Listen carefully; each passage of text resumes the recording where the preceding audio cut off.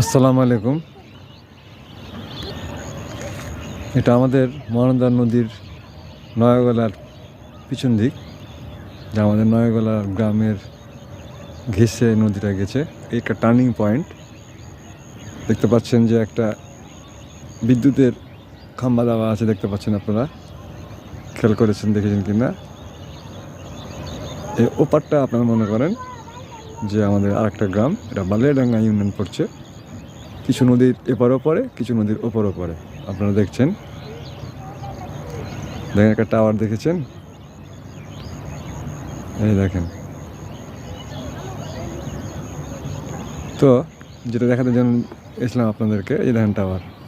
এটা আপনার বিদ্যুৎ মাধ্যমে এটা আপনার এক জায়গা থেকে আরেক জায়গা ট্রান্সফার করছে।